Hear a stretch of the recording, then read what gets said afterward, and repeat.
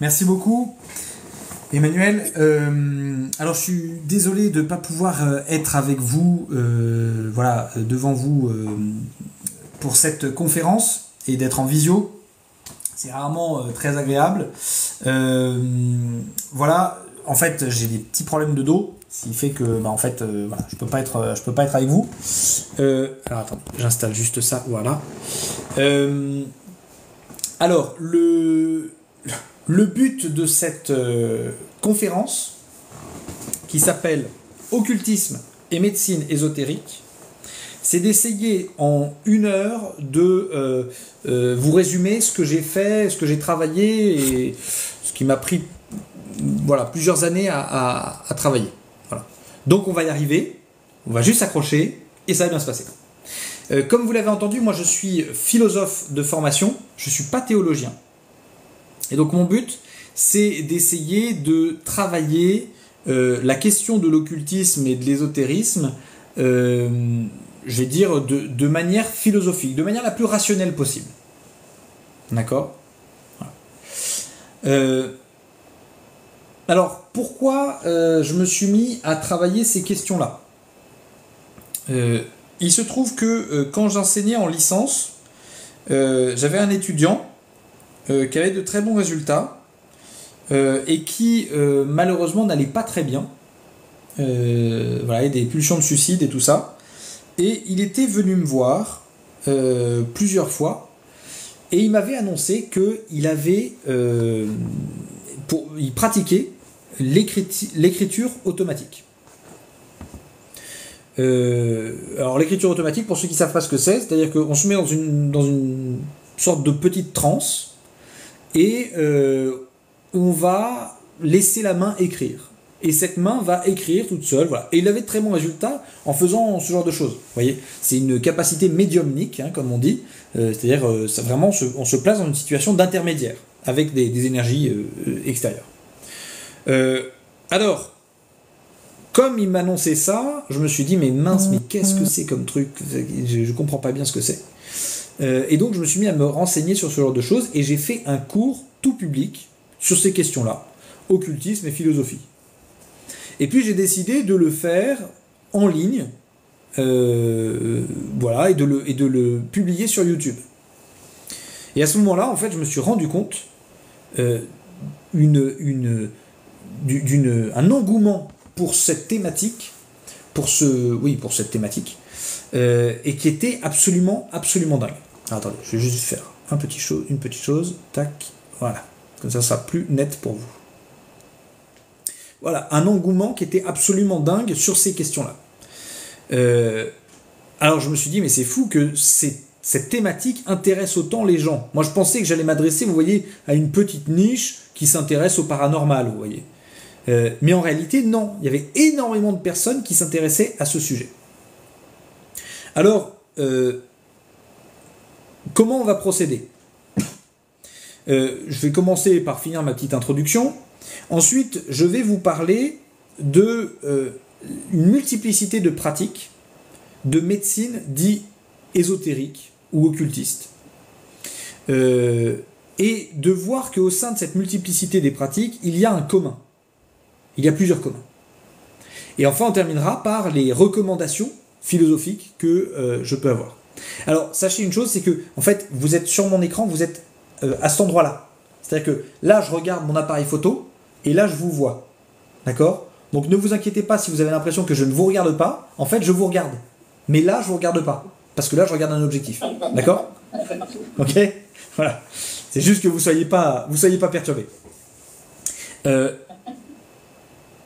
Alors, premièrement, il convient de définir les termes. Les termes du titre sont un petit peu drôles. Puisqu'on a occultisme et on a ésotérisme. Les deux termes, en fait, sont un peu remplaçables, dans le sens où l'ésotérisme, c'est du grec, et l'occultisme, c'est du latin. L'occultisme, c'est ce qui est occulté, ce qui est caché, et l'ésotérisme, c'est ce qui est le contraire de l'exotérisme. Exotérisme, vous reconnaissez le mot EX, enfin la syllabe EX, que vous retrouvez dans extérieur, dans excite, dans... voilà. L'exotérisme, c'est ce qui convient à l'extérieur. L'ésotérisme, c'est ce qui convient à l'intérieur. Donc ce qui est caché, ce qui est secret. Et ce qui suppose une initiation. D'accord? Donc, occultisme, ésotérisme, la même chose. Alors après, il s'agit de définir la médecine. Qu'est-ce que c'est que la médecine? Vous allez me dire, bah ça va, on sait ce que c'est que la médecine. Non, non. Parce que la médecine, elle a changé de définition entre l'âge antique et l'âge contemporain.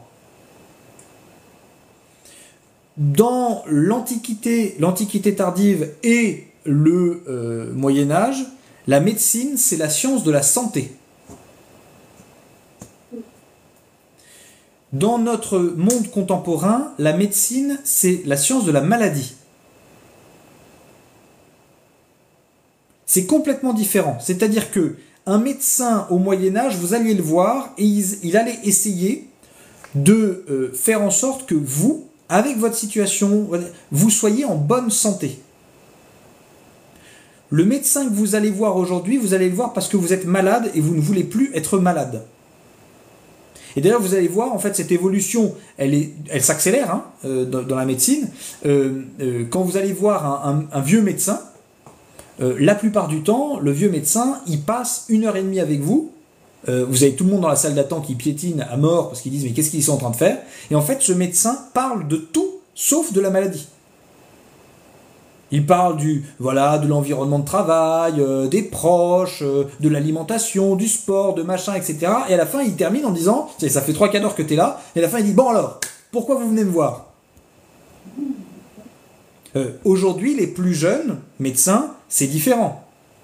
Vous y allez, ça dure 10 minutes, un quart d'heure, parce qu'en plus, il y a des déserts médicaux partout, donc il faut un petit peu pas durer trop longtemps, et on passe pas beaucoup de temps. Hein? Donc, c'est bien la définition de la médecine, elle est duale, vous voyez, et vous allez retrouver cette dualité dans toutes les médecines parallèles. D'accord? Vous avez des médecines qui visent la destruction de la maladie, vous avez des médecines qui visent le développement plein et entier du potentiel, et ainsi de suite. Alors, quelques vigilances par rapport à cette intervention. Premièrement, alors, bon, faut savoir, j'enseigne plus la philosophie morale à l'IRCOM, je l'enseigne ailleurs. En fait, à l'IRCOM, j'ai été juste le directeur à Lyon. Maintenant, j'enseigne beaucoup plus la philosophie morale et j'en fais vraiment ma spécialité. Et je le dis souvent, le philosophe moral, il ne fait pas la morale. Donc pendant cette intervention, je ne vais pas vous dire ça c'est bien, ça c'est pas bien, ça et ainsi de suite, vous voyez ? C'est pas mon propos. D'accord ? Mon propos, c'est d'essayer de savoir ce que c'est et quelle est l'attitude que l'on devrait avoir par rapport à ça.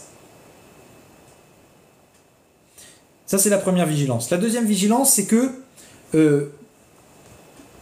il n'y a absolument, c'est le corollaire de ce que je viens de vous dire, mais il n'y a absolument aucun anathème, aucune condamnation vis-à-vis de celui qui pratique, de celui qui enseigne ou de celui qui consulte toutes les médecines parallèles. D'accord ? La plupart du temps, les personnes qui pratiquent les médecines parallèles sont des personnes très bienveillantes et qui veulent aider les autres. D'accord ? Donc on ne fait pas de condamnation d'intention intempestive. La troisième chose, c'est que je suis absolument navré, mais le fait qu'une médecine parallèle soit celle que vous adorez, celle que vous pratiquez, celle qui a marché pour vous, celle qui a, et ainsi de suite, ça ne changera pas mon avis sur elle. D'accord ?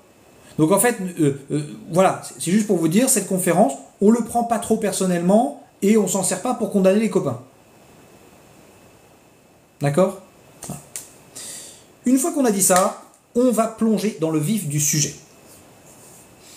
Ce qu'on remarque, c'est qu'aujourd'hui, la médecine occulte et aussi la médecine, la médecine ésotérique, c'est un peu la même chose. il y a un essor dans nos sociétés absolument dingue. Mais absolument colossal. Et vous allez voir, en fait, dans tout ce que je vais vous décrire, il y a une multiplication des pratiques ésotériques. Alors les gens n'aiment pas qu'on appelle ça ésotérique. Ils n'aiment pas. Ils n'aiment pas qu'on appelle ça occulte, parce qu'ils pensent sorcellerie et ainsi de suite. Donc on va l'appeler autrement, on va l'appeler les médecines énergétiques, le magnétisme, le développement personnel, la redécouverte de soi, et ainsi de suite, et ainsi de suite. Vous voyez, il y a tout un tas la médecine quantique. Vous voyez, tout un tas d'appellations pour ne pas dire en fait que c'est une médecine occulte. Or, vu qu'on a vu que occulte voulait dire qui est caché, qui n'est pas mesurable, bon, bah, on est là-dedans. Alors, on distingue, enfin, je distingue, pas la personne qui le faisait, mais je distingue trois types de médecine. Médecine ésotérique. Celles qui viennent clairement de l'Occident, celles qui viennent de l'Orient, et celles qui viennent d'un mélange des deux.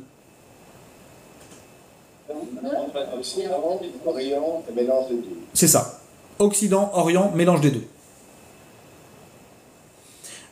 Alors d'abord, en Occident, vous avez les deux qu'on connaît le plus, c'est les magnétiseurs et les passeurs de feu. Alors, passeurs de feu, le vrai nom c'est conjurateurs du feu. Aujourd'hui, ils sont très souvent sollicités dans les hôpitaux, notamment dans les services de cancer, enfin pour traiter les cancers, parce qu'il y a un traitement du cancer qui s'appelle la radiothérapie, et les coupeurs de feu, ou les passeurs de feu, vous les appelez comme vous voulez, sont souvent sollicités parce qu'ils ont une capacité à retirer la douleur liée aux brûlures. Voilà, ils peuvent traiter des affections de la peau, hein, des dermopathies, de manière générale, mais ils sont spécialisés pour la question du feu et de la brûlure. C'est un don qui se transmet. D'accord ? Alors, pardon, j'emploie un mauvais terme, excusez-moi, il faut que je me corrige. Le terme de don n'est pas juste. Vous voyez, parce qu'on parle de don, mais en fait, le mot don n'est pas juste. En fait, ce dont il faut parler, c'est d'un pouvoir. C'est un pouvoir.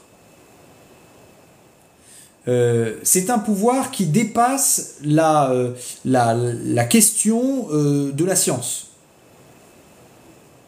Les sciences n'arrivent pas trop à savoir. Donc c'est un pouvoir, une potentialité. Très honnêtement, la plupart des philosophes grecs antiques, les philosophes égyptiens, les philosophes médiévaux, etc., appelleraient ça de la magie. La magie n'est rien d'autre qu'une capacité occulte. Une capacité cachée. Bonjour, bienvenue. Bonjour.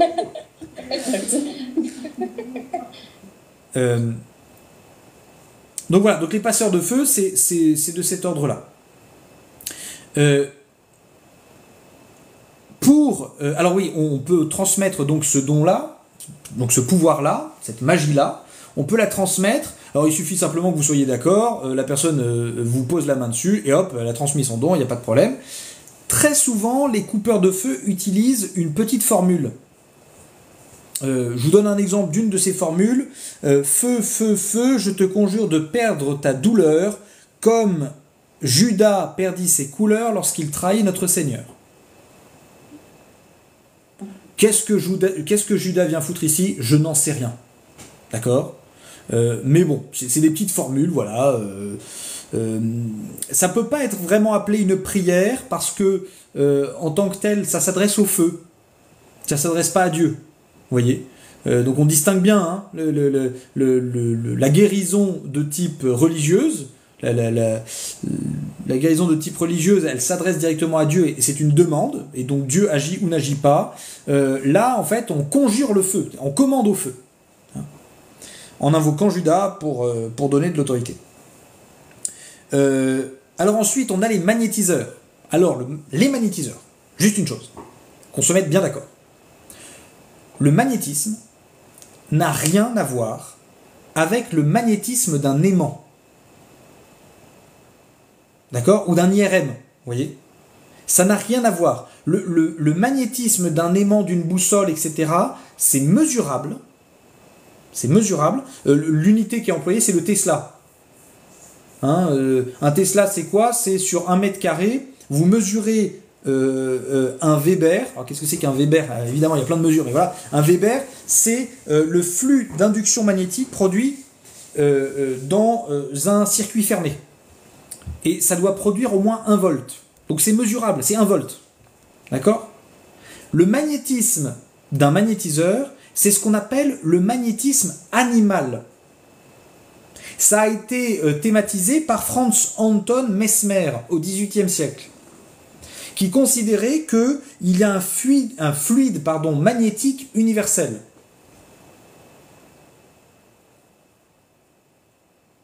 Et donc on appelle ça le magnétisme animal, animal dans le sens de l'anima, de l'âme. Et donc c'est un fluide magnétique universel. Le magnétiseur que vous allez voir, qu'est-ce qu'il fait? Eh bien, il perçoit, avec de l'acuité, ce flux magnétique universel. Et il arrive à voir si, au sein de votre corps, vous avez ou non, je ne sais pas, un nœud énergétique, et ainsi de suite. À nouveau, ce n'est pas une énergie mesurable. Le magnétiseur dit qu'il perçoit cette énergie, donc c'est une énergie perceptible, mais ce n'est pas une énergie mesurable. D'accord? Donc il y a une vraie différence. C'est-à-dire que vous ne pourrez jamais avoir un instrument de mesure qui mesure cette énergie, ce fluide magnétique universel. Par contre, les magnétiseurs disent ressentir, percevoir cette question du magnétisme. Alors ça, c'est les deux qu'on connaît en Occident, mais il n'y a pas que cela, puisque vous avez, on va prendre à partir du magnétisme par exemple, vous avez tout un versant de l'ostéopathie, alors pas toute l'ostéopathie, mais il y a un versant de l'ostéopathie, qu'on appelle l'ostéopathie fluidique, qui justement utilise ce fluide. Alors dans l'ostéopathie, vous savez, vous avez plusieurs stades. Vous avez le premier stade de l'ostéopathie, c'est l'ostéopathe, vous savez, vous êtes bien, vous êtes assis sur sa table, etc. Il passe derrière vous et il vous dit alors vous faites quoi dans la vie? Vous dites moi je suis philosophe, voilà, prof de philo, j'enseigne comme ça. Il vous dit ah bon, vous enseignez quoi? Je dis voilà, je fais plein de trucs. Et là d'un coup, sans prévenir, crac, il vous fait un truc dans l'épaule là d'un coup là, et hop d'un coup vous avez votre colonne vertébrale qui se remet en place. Et là vous vous sentez beaucoup mieux. Bon, j'ai un ostéopathe un peu taquin, je dois vous avouer. Heureusement que tout le monde ne fait pas ça. Et la plupart du temps, ils vous préviennent avant de faire ça. Mais l'ostéopathie, voilà, il y a une expertise de toutes les articulations et de ce genre de choses. Mais l'ostéopathie a un versant occulte à partir du moment où on va vers la vibration, la saisie de ce fluide magnétique universel. Dans les thérapies vitoses, par exemple, vous avez un petit peu ce genre de choses lorsqu'il est question de percevoir les vibrations de la personne. Et certains thérapeutes vitoses, certaines écoles de thérapie vitose vont parler de la perception d'une vibration. À nouveau, ce n'est pas une vibration qui est mesurable, bien qu'elle soit perceptible par certains.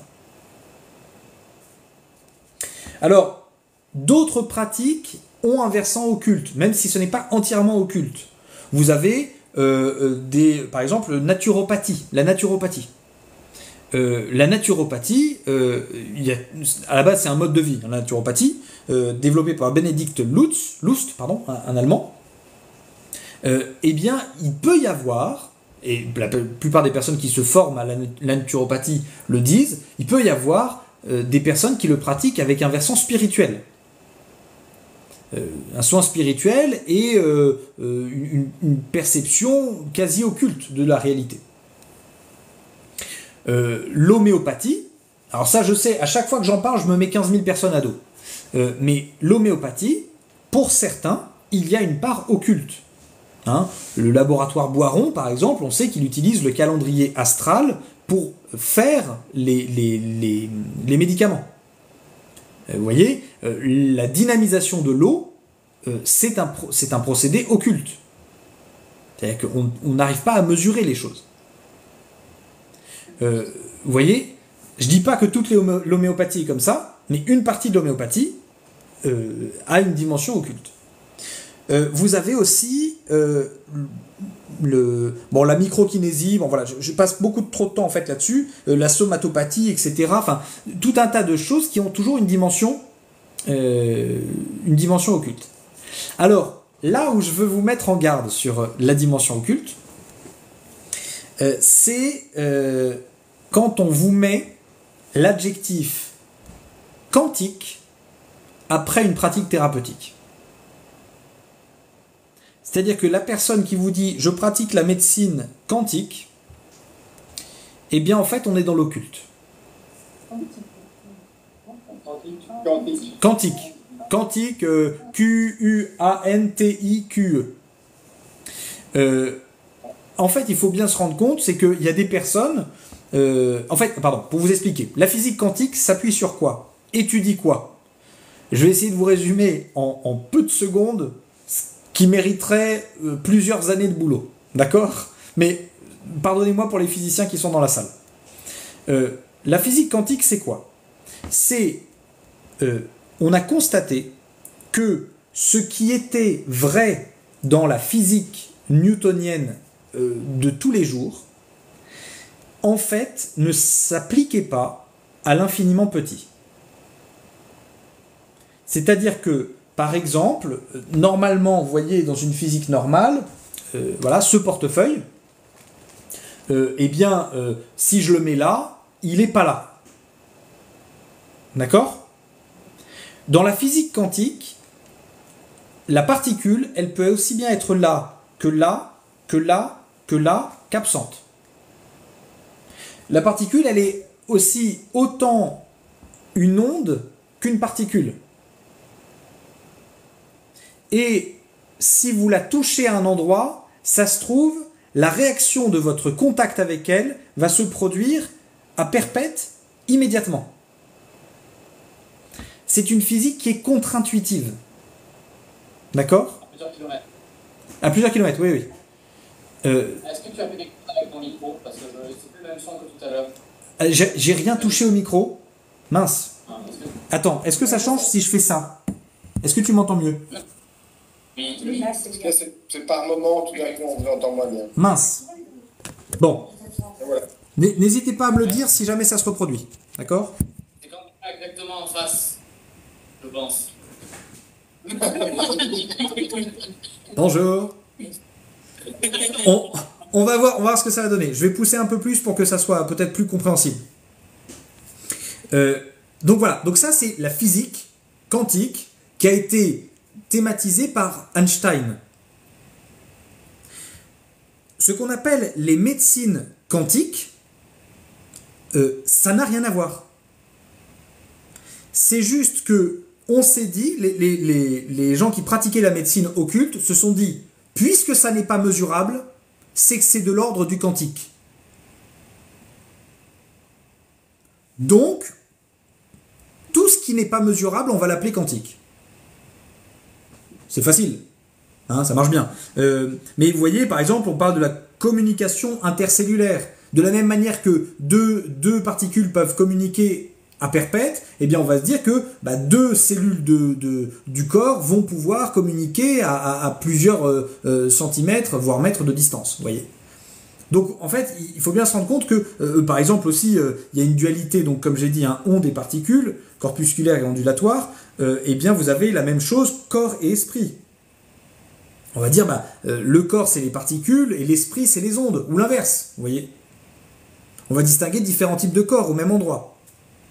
La biorésonance, etc. Bon, ça c'est en Occident, parce qu'en fait en Occident on n'aime pas ce qui est irrationnel, et donc il a fallu dire un pseudo-truc rationnel, médecine quantique, voilà, j'ai vu là il y a des personnes qui font, qui traitent des blocages à l'aide de tiges qui mesurent l'énergie quantique. Donc il faut en parler aux chercheurs du CNRS, parce que des tiges qui mesurent l'énergie quantique, ça leur serait vachement utile. Vraiment vachement utile. Alors, ensuite, on a toutes les médecines qui nous viennent plutôt d'Orient. Alors, la première des pratiques que nous pratiquons énormément en Occident et qui vient de l'Orient, c'est ce qu'on appelle le Reiki. Le Reiki, alors, quand vous allez sur Internet, vous tapez Reiki pour savoir ce que c'est, etc., vous tombez sur 5.3, École Nutrition Santé. Donc c'est vraiment un super truc pour permettre de se reconnecter avec la prise en charge de sa santé personnelle, bref. Et qui parle du Reiki comme une pratique ancestrale. Bon, ça a été créé au XXe siècle par un japonais qui s'appelle Mikao Usui. Donc, ancestral, peut-être que c'est un ancêtre de la personne qui a écrit. On va lui donner le bénéfice du doute. Mais c'est pas ancestral genre antique. C'est assez récent. Alors, le problème avec le Reiki, c'est que si il y a plusieurs versions. Quand on s'adresse à des chrétiens, bizarrement, Mikao Usui devient le fils d'un pasteur. Quand on s'adresse à des catholiques, il devient un moine catholique. Quand on s'adresse à tout un tas d'autres personnes, c'est un moine bouddhiste. Bon, quand on regarde de près, en fait, vraisemblablement, c'est un prêtre shintoïste qui après s'est converti au bouddhisme et qui en fait, lors d'une expérience spirituelle, il a vu plusieurs sphères lumineuses de couleurs et qui représentaient les différents chakras. Et en fait, il a développé à partir de là une pratique d'imposition des mains, voilà, dans le but de guérir. Alors, il y a 3 stades au Reiki. Le premier stade, c'est vraiment une espèce d'ouverture énergétique. Ce premier stade, il faut bien se rendre compte que c'est beaucoup pratiqué aujourd'hui dans les écoles pour calmer les enfants qui ont des troubles de l'attention. On m'avait demandé de venir intervenir à Rouen en plus c'était pour des cathos, c'était des catholiques, pardon. C'était pour justement, je sais pas, une formation à ce genre de choses. Et j'étais à côté d'une dame qui était très contente d'avoir fait rentrer tout un tas d'ateliers du Reiki dans les écoles catholiques du diocèse. Voilà, pour les enfants de primaire qui avaient du mal à se concentrer. Bon, petite parenthèse, la religion catholique est pas très très fanat du Reiki. Hein, et je pense pas qu'elle ait fait ça dans le respect total de l'obéissance envers l'évêque. Voilà, je pense pas. Le Reiki, donc, c'est un mix, en fait, entre plusieurs influences orientales dans le but d'un éveil spirituel nous donnant des capacités. Alors ensuite, vous avez... pour le coup, le Reiki est totalement occulte. Hein, il n'y a pas une version mesurable du Reiki. Non, c'est totalement occulte. Alors ensuite, on a la médecine chinoise, qui est issue du taoïsme. Alors la médecine chinoise, c'est compliqué, c'est comme l'ostéopathie. Il y a une partie qui peut être occulte, et il y a une partie qui ne l'est pas du tout. En gros, il y a une sorte de sagesse antique, chinoise, et un versant un petit peu plus occulte. Quand je dis occulte, à chaque fois, c'est vraiment qui n'a pas de base véritable, hein, reproductible et observable, si ce n'est l'efficacité. On va y revenir après. Dans la médecine chinoise, alors il faut bien se rendre compte d'une chose, c'est que pour nous occidentaux, on adore parce que c'est irrationnel, pour nous. Pour les Chinois, pas du tout. Vous voyez, parce qu'il y a une culture déjà de là-bas qui permet de comprendre certaines choses. Exemple, je vous donne un exemple. La réflexologie plantaire. Vous savez, vous avez tous vu, je pense, chez les médecins, chez les kinés, chez les ostéopathes, un schéma de 2 pieds avec des organes correspondants. voyez, sur le talon, en fait, c'est la colonne vertébrale, sur le haut du pouce, c'est l'estomac, et ainsi de suite. Et alors, moi, il y avait des personnes qui m'avaient dit, en fait, ça correspond à la fin de la terminaison nerveuse, qui passe par l'organe et qui arrive au niveau du pied. Pas du tout. Mais pas du tout. D'accord ? C'est pas la fin des terminaisons nerveuses. C'est qu'il y a une vascularisation spécifique, ça c'est vrai, en termes de veines, en termes de système lymphatique, etc. Mais en termes nerveux, en fait, ce qui arrive à la fin de vos pieds, hein, c'est des racines qui se trouvent au niveau de vos vertèbres. Principalement. Vous voyez ? Les racines des nerfs qui sont un peu plus hauts, elles vont dans vos bras, ou elles vont au niveau de vos cervicales, ou au niveau de vos côtes, vous voyez. C'est L5, S1 et L4, S1. Je commence à connaître, parce que j'ai des problèmes de dos, je commence à connaître pas mal les problèmes, vous voyez. Dès que ça part dans les jambes, vous savez, sciatique et compagnie, vous savez que c'est situé à un endroit. Bon. Donc, la réflexologie plantaire, elle se base sur quoi, résultat ? Eh bien, en fait, elle se base sur la médecine chinoise qui a une certaine idée de la représentation mentale.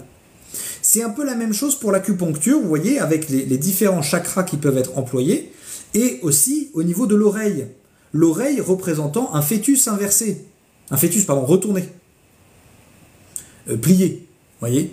Bon, c'est une certaine vision, vous voyez. C'est issu d'une certaine philosophie. D'accord ? Alors, vous avez aussi le Feng Shui. Pardon, Emmanuel, là, j'ai combien de temps juste pour cette intervention ? On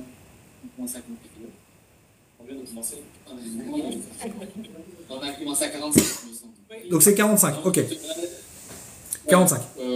Oui. Ok. Le Feng Shui, c'est justement l'énergie, une pratique qui vise à réharmoniser le Qi. Alors, le Feng Shui, vous en avez beaucoup, vous savez, dans tout ce qui est l'emménagement intérieur. L'aménagement intérieur. On vous dit que pour équilibrer, par exemple, l'énergie d'une pièce, eh bien, on va, je sais pas, mettre un certain miroir d'un côté, mettre la fenêtre de l'autre, la lumière de l'autre, etc. Voilà, dans le but de réharmoniser vos énergies. Vous avez le Qigong, bon, qui est la gymnastique chinoise, et ainsi de suite. Alors, vous avez une pratique, donc je vous en parle parce que moi, ça m'a fait un peu rire. C'est le Shirin Yu. Shirin Yu, littéralement, ça veut dire bain de forêt. Bain de forêt. Les bains de forêt. C'est-à-dire que vous allez dans la forêt pour être dans la forêt. Alors, ça consiste en quoi ? C'est que vous avez un guide qui vous fait faire un stage dans cette forêt. Le but, c'est de sentir l'humus, c'est d'essayer de se représenter comme un animal, c'est d'essayer de ressentir finalement tout ce qui est autour de nous, hein, vraiment des exercices de pleine conscience, etc. Je vois que oui, j'ai vu le terme passer, c'est la sylvothérapie. Hein. Alors, bon, les chercheurs se sont rendus compte d'une chose, c'est qu'une balade en forêt, ça réduit drastiquement votre niveau de cortisol dans le sang.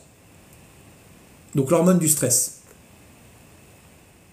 Donc, chers amis, et ça finit aussi de temps en temps par faire des câlins aux arbres. Vous savez, les gens qui se moquent souvent disent j'ai vu des gens faire des câlins à des arbres et compagnie. Donner son amitié à un arbre, recevoir son amitié d'un arbre, etc. Bon, je vous dis juste, quand quelqu'un vous propose, parce que j'ai vu ça, un stage de Shirin Yu à 4 500 €, allez faire votre balade le dimanche dans la forêt. C'est tout. Ça vous sera moins cher et en plus ça baissera la cortisol. De la même manière. D'accord ? Donc voilà. C'est juste ça. Alors, il y a une dernière chose, une dernière pratique c'est une pratique, à nouveau, vous voyez, tout est mêlé. Il y a une partie occulte, une partie qui n'est pas occulte, c'est la sophrologie. La sophrologie, beaucoup de gens en parlent, vous voyez, avec la respiration, avec ce genre de choses. Littéralement, c'est la science de la conscience, hein, la sophrologie. C'est un psychiatre qui l'a inventé, en mixant, pareil, des influences orientales. Vous avez 4 niveaux, hein, en gros, grosso modo, dans la sophrologie, il y a 4 niveaux. Le premier, ça s'inspire du yoga hindou, le deuxième du bouddhisme, Le troisième, c'est du zen japonais. Et ensuite, dans le quatrième, dans le cycle radical, vous ouvrez vos chakras et vous les travaillez. Et dans le cycle existentiel, là par contre, vous abordez toutes les périodes de votre vie, etc. Bon. Vous voyez, au tout début de la sophrologie, quand on vous parle de la respiration, de ce genre de choses, etc., bon, je veux dire, il n'y a pas beaucoup de dimensions occultes. À partir du moment où se met une méditation, et voilà, là, à ce moment-là, soit il y a une dimension spirituelle qui s'installe, soit une dimension occulte. Alors, je veux quand même en parler, parce que il y a des gens qui m'ont un peu fait rire avec ça. Un peu fait rire, je vous le dis, je vous explique pourquoi ils m'ont fait rire. C'est pas la pratique tant que ça, mais c'est ce qu'ils m'ont dit. C'est la lithothérapie.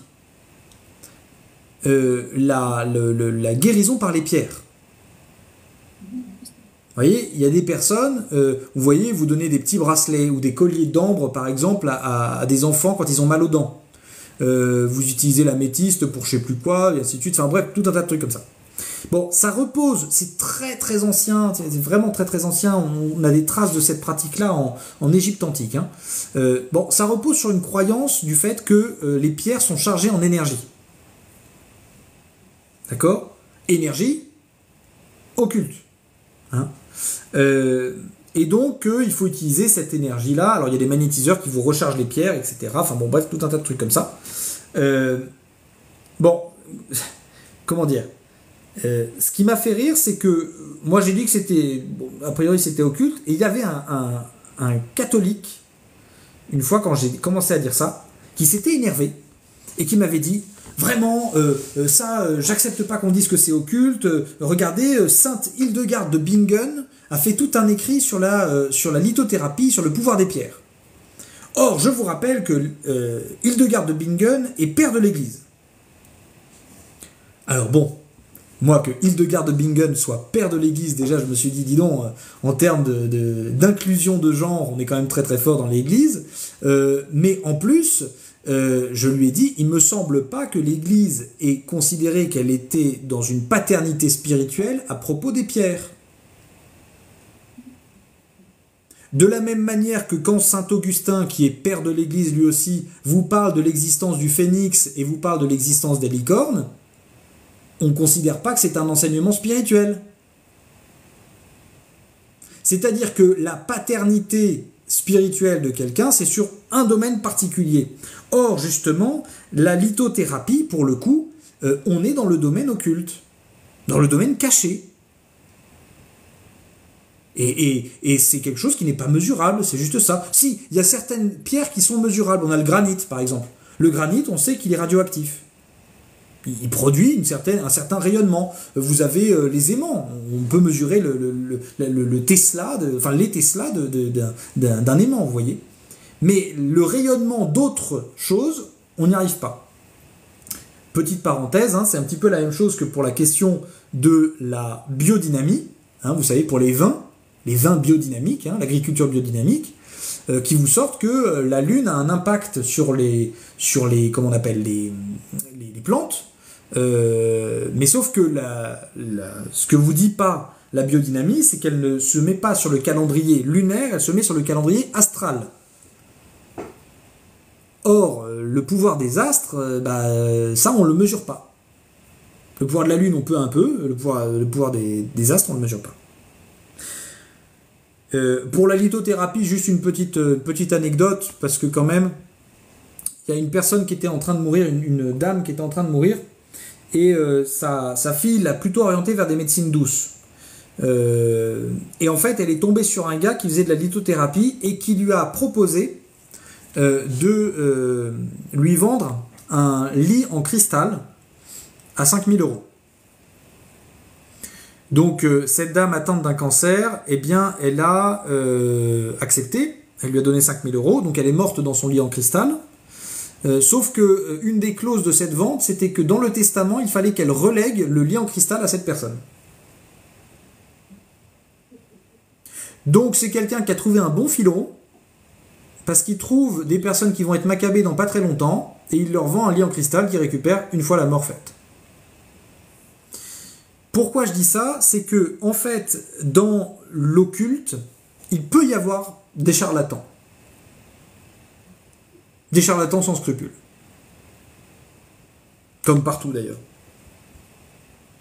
Alors, une fois que je vous ai dit un petit peu toutes ces pratiques, eh bien, il faut bien se rendre compte qu'il y a multiplicité de pratiques et des confusions théoriques.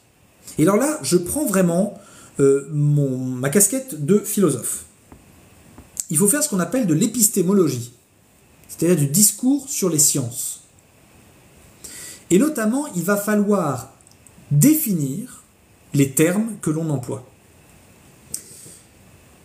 Il y a des termes dans l'occultisme qui sont difficilement saisissables.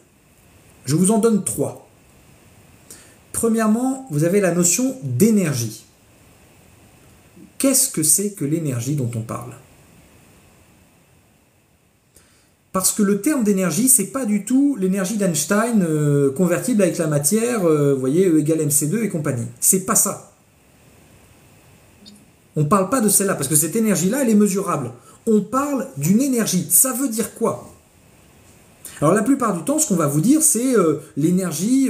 alors, quand vous avez des vitalistes, c'est l'énergie vitale. Oui, mais dans ces cas-là, la lithothérapie, c'est quoi? Parce que les pierres ne vivent pas. Ou alors, dans ces cas-là, on est dans un chamanisme. Et donc là, on est carrément dans la magie, hein. C'est-à-dire que le chamanisme, c'est le fait de considérer qu'il y a un esprit à chaque chose. De quelle énergie parlons-nous? Parce que si on n'arrive pas à me définir ce que c'est l'énergie dont on parle, eh bien malheureusement, en fait, on ne sait pas sur quoi on agit. Le deuxième truc qui est difficilement définissable, c'est le corps. Quel est le statut du corps dans les médecines ésotériques ou les médecines occultes? Parce que pour certaines, le corps, par exemple, c'est un vaisseau. Ça n'est pas la personne. Pour d'autres, le corps n'est que l'avatar d'un plus grand tout. Pour d'autres, en fait, on ne sait pas de quoi on parle. Puisque, comprenez bien, hein, dans l'Occident, globalement, on n'aime pas trop le dualisme. Pourquoi? Parce qu'on a été très irrigué par la philosophie grecque réaliste et par les médiévaux. Et donc on n'aime pas trop les dualistes, vous voyez, qui vous disent il y a l'âme d'un côté, il y a le corps de l'autre. Ça, c'est un peu oriental, enfin, c'est protestant et oriental. Vous voyez, pour les catholiques, par exemple, c'est pour ça que j'ai un peu d'affection pour cette religion, la place du corps, elle est hyper importante. Hyper importante. Pourquoi? Parce que le corps, c'est la personne. Si vous avez quelqu'un qui n'a pas son corps, vous n'avez pas la personne. D'où le fait qu'il y a une résurrection pour les catholiques, une résurrection de la chair. Il n'y a pas une réincarnation. C'est une résurrection, c'est le corps de la personne qui ressuscite. Et alors justement, la question du corps, elle n'est pas là. Vous voyez, moi je suis toujours très intrigué, j'aime bien faire cette blague en conférence, mais les personnes qui me disent « Ah mais moi, vous savez, je suis jeune dans ma tête ».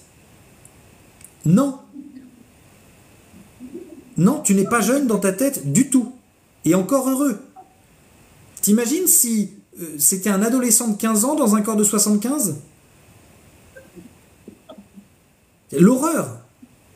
L'horreur. Non, tu n'es pas jeune dans ta tête. Ce que tu es, c'est que par contre, tu as des vertus de la jeunesse que tu as su conserver. C'est formidable, bravo. C'est génial. Mais il n'y a pas de dualisme, vous voyez. La troisième chose qui n'est pas bien définie, c'est le soin. Soigner quelqu'un, qu'est-ce que ça veut dire? Qu'est-ce que ça veut dire?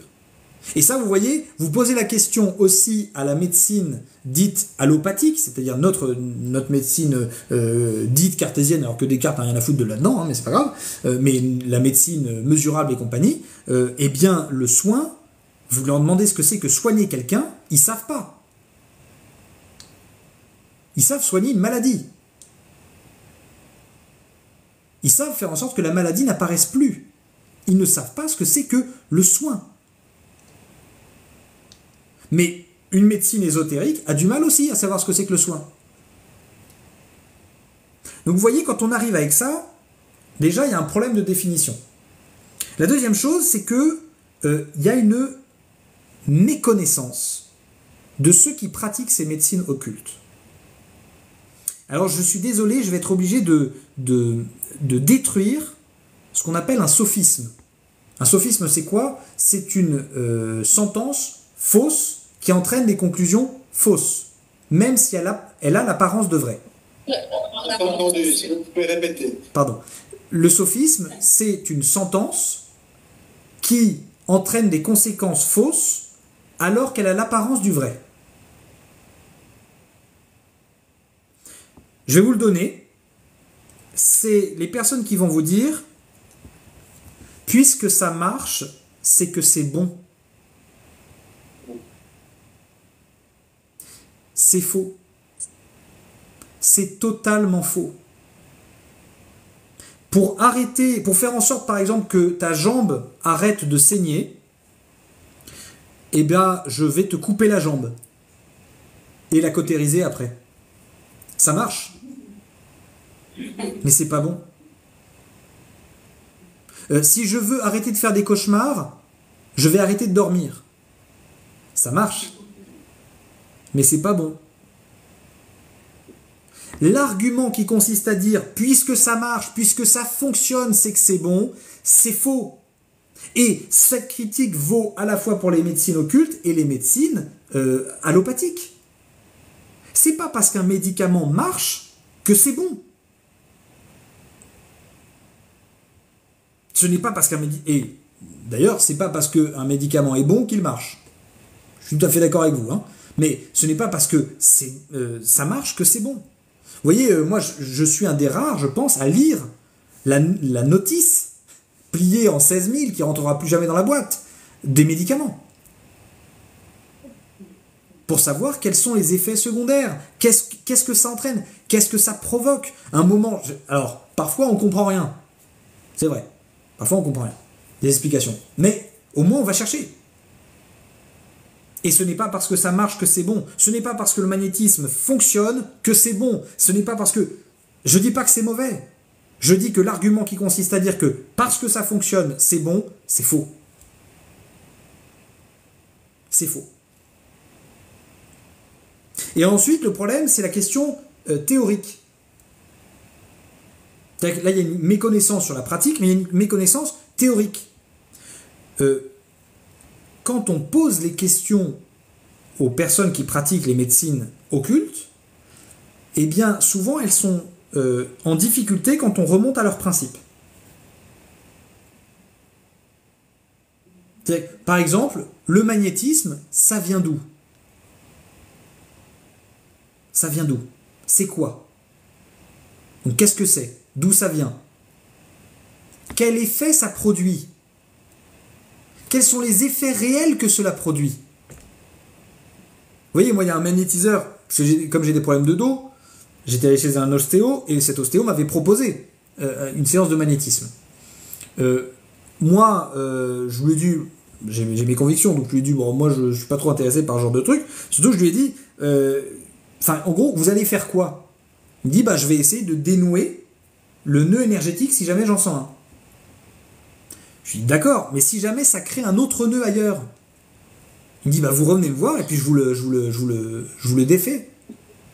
J'ai dit, ça va être long, hein. À 70 € la séance, on va se calmer tout de suite, hein.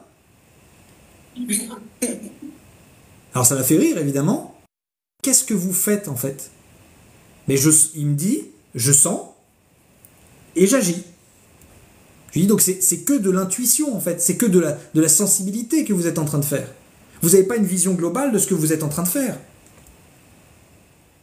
Vous savez pas, par exemple, je sais pas, dans la médecine chinoise, le symptôme est un effet positif. Par exemple. C'est-à-dire que si vous toussez, c'est pour évacuer. Si vous enlevez la toux, vous ne pourrez plus évacuer. Si vous avez de la fièvre, on le sait, hein, la fièvre, augmenter la température en faisant fondre les acides, je ne sais plus quoi là, mince, je ne l'ai plus, il y a une augmentation de la température, ça fait que la majorité des microbes et des bactéries meurent à cette température un peu plus élevée. Si vous baissez la température, voilà. En l'occurrence, le magnétiseur, quand il fait quelque chose, qu'est-ce qu'il fait? Qu'est-ce qu'il fait? Et c'est la question qu'il faut se poser. Alors, la conclusion arrive. Quelle attitude on doit avoir? Toujours en utilisant sa raison. Alors là, je vais être obligé de dire quelque chose, je suis désolé. C'est un principe de réalité. C'est pas tout à fait une épreuve du philosophe, mais c'est pas loin. Je vais vous dire une phrase, et il va falloir que vous la mettiez dans votre tête. Pour rentrer dans la maturité intellectuelle. Cette phrase, c'est la suivante. La stupidité et l'ignorance n'ont jamais empêché les conséquences de se produire. La stupidité et l'ignorance n'ont jamais empêché les conséquences de se produire. Ce n'est pas parce que tu ne sais pas ce que tu es en train de faire que ça n'aura pas de conséquences. D'accord? L'ignorance n'est jamais une protection par rapport aux conséquences qui vont se produire. Tu prends un médicament parce que un médecin, un proche, un machin t'a dit qu'il fallait le prendre, et tu n'as pas regardé ce que c'était, tu n'as pas essayé de te renseigner, etc. Eh bien, si tu te tapes des effets secondaires qui te pourrissent la vie, tu ne peux pas reprocher, tu ne peux pas contester ces conséquences sur le fait que tu ne savais pas. Tu ne savais pas, et bien ça va quand même arriver. Ce n'est pas parce que, je sais pas, il y a un poêle à bois qui est allumé, tu t'en es pas rendu compte, tu étais en train de parler avec quelqu'un qui t'avait l'air plutôt sympathique, tu étais complètement obnubilé par cette personne-là, tu poses le coude contre le poêle à bois pour t'adosser, et là tu te crames au 3e degré. Le fait que tu ne savais pas que le poêle à bois était chaud n'empêche pas ta brûlure au 3e degré d'exister. Donc il y a un principe de responsabilité. Lorsque tu fais quelque chose avec ton corps, lorsque tu fais quelque chose sur, sur quelqu'un d'autre, lorsque tu pratiques telle ou telle activité, etc., il va y avoir des conséquences. J'avais un coloc, je m'étais un peu amusé avec lui. Pour vous dire, il arrive un jour dans ma chambre et il me dit « J'aimerais bien invoquer des esprits dans ma chambre. » Alors moi j'entends ça, bon je me dis oui, super, c'est génial. Alors il était en grande quête spirituelle sur le moment, etc. Et là moi je me vais lui poser des questions. Je lui dis, bon, entre toi et l'esprit, qui est le plus fort? Il me dit, je sais pas. Je dis, d'accord, ok. Est-ce que tu es capable de contrôler un esprit? Je sais pas. D'accord. Donc dans l'hypothèse où il est plus fort et que tu peux pas le contrôler, est-ce que s'il te marave la gueule, tu seras capable de faire quelque chose?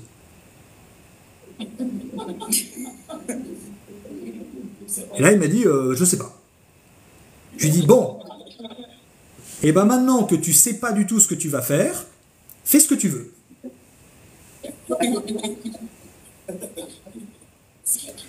Quand tu vas voir quelqu'un et tu ne sais pas ce qu'il va faire, c'est ta responsabilité.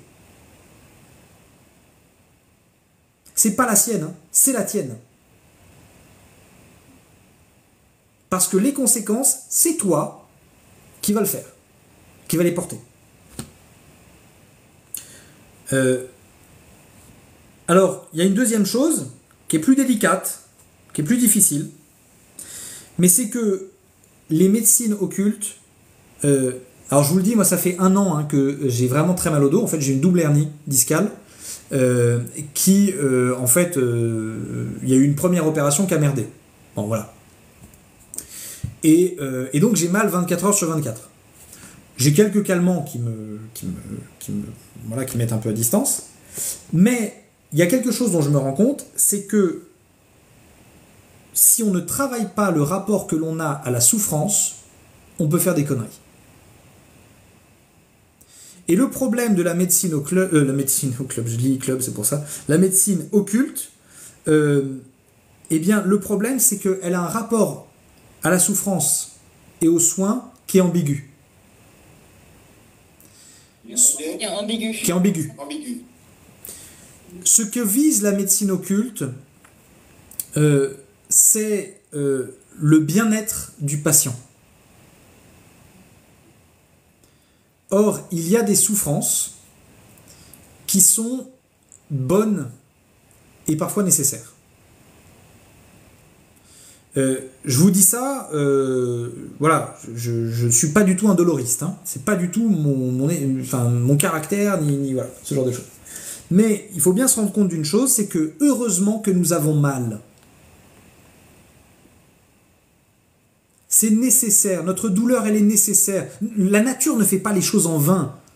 Si on a mal, c'est que ça nous est utile pour quelque chose. Oui, dans l'évolution ça nous a été utile. Dès qu'on a mal quelque part, on l'évite. De la même manière, les douleurs morales. Vous voyez, aujourd'hui, on est dans une société qui ne supporte pas la douleur morale. Dès que quelqu'un va pas bien intérieurement, on lui dit « va voir un psy parce que tu as un problème ». Mais quelqu'un qui vient de perdre un proche et qui est désespéré, quelqu'un qui vient de se faire larguer, qui va pas bien du tout, etc., je vous le dis, il est en très bonne santé. C'est de la bonne santé. Et donc, il faut arriver à trouver un équilibre dans le fait de se dire qu'il y a des douleurs qui sont insupportables, ça c'est clair.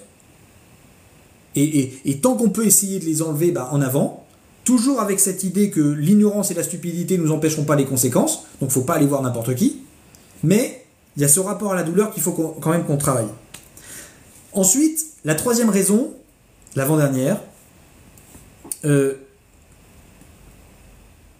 l'occulte, l'ésotérisme, c'est une réalité qui est cachée par excellence et dont on n'est pas les maîtres. C'est-à-dire que j'ai fait un petit cours sur la philosophie de la religion, que j'ai pas terminé, il faut que je continue encore. Et en fait, je fais une espèce d'induction de toutes les religions. Donc on les travaille à chaque séance, qu'est-ce que c'est comme religion, etc. Toutes les religions, toutes sans exception, mettent en garde par rapport au monde occulte, par rapport à la magie, par rapport à la guérison, par rapport à la médiumnité, par rapport à ce genre de choses. Toutes, elles mettent tout en garde. Vous allez dans l'hindouisme, dans le bouddhisme, dans le christianisme, dans le judaïsme, dans les religions égyptiennes, dans la Grèce antique, dans la Rome antique, chez les Scandinaves, chez les Japonais, tout le monde, même chez les chamans et compagnie, tout le monde met en garde par rapport au monde occulte. Pourquoi tout le monde met en garde par rapport au monde occulte? Parce que pour toutes les religions, ce monde occulte, l'islam aussi carrément, pardon, j'ai oublié l'islam, aussi, tout le monde déclare que ce monde occulte, nous n'en sommes pas les maîtres. Donc, il y a des dimensions où on peut se brancher. Souvent, on prend cette comparaison-là. C'est-à-dire qu'on va se mettre à brancher la radio sur une certaine fréquence et on va réussir à capter des trucs. Mais la plupart du temps, eh bien, on va rencontrer des choses qui nous dépassent. Et de la même manière que vous ne commencez pas à partir avec une petite barque pour explorer l'océan, et bien de la même manière, il ne faut pas se lancer dans l'occulte comme ça. Et compte tenu de ces trois choses que je viens de vous dire, eh bien, je vais vous dire l'attitude au niveau de la raison que l'on doit avoir, c'est que la prudence par rapport aux médecines occultes, c'est de s'abstenir. Je veux dire, c'est un peu simple, hein, mais la prudence, c'est de s'abstenir. Parce que on est sur des domaines que l'on ne maîtrise pas, parce que les conséquences, on va devoir les payer, et parce qu'il faut qu'on accepte d'accepter notre humanité telle qu'elle est aussi. Et de se refonder, ça c'est pas moi, c'est Joseph-Marie Verlinde qui en parle, hein, et qui dit « il faut que nous nous refondions en philosophie ». C'est-à-dire qu'il ne faut plus qu'on soit complètement comme au gré de nos ressentis, en fait. Il faut que notre raison prenne les commandes à un moment. Voilà, j'ai 3 minutes de retard, je suis désolé Emmanuel. Est-ce qu'il y a des questions? Abonne-toi, FMP, il est beau, il est gentil, il peut te faire marrer. Abonne-toi, FMP, on fera, baby, si tu connais la philosophie, sans bobo avec des colibris. Abonne-toi, FMP. Abonne-toi, FMP. Abonne-toi, FMP. Si tu le fais pas, continue de chanter. Ne te fais pas prier si tu veux commenter. Laisse un j'aime si tu veux l'encourager.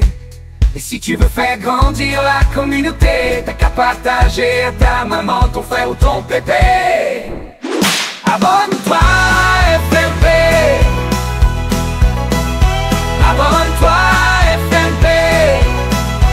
Abonne-toi, FMP. Si tu le fais pas, continue de chanter. Ne te fais pas prier si tu veux commenter. Laisse un j'aime si tu veux l'encourager. Et si tu veux faire grandir la communauté, t'as qu'à partager à ta maman, ton frère ou ton pépé. Abonne-toi, FMP. Abonne-toi, FMP. Abonne-toi, FMP. Si tu le fais pas, continue de chanter. Ne te fais pas prier si tu veux commenter. Laisse un j'aime si tu veux l'encourager.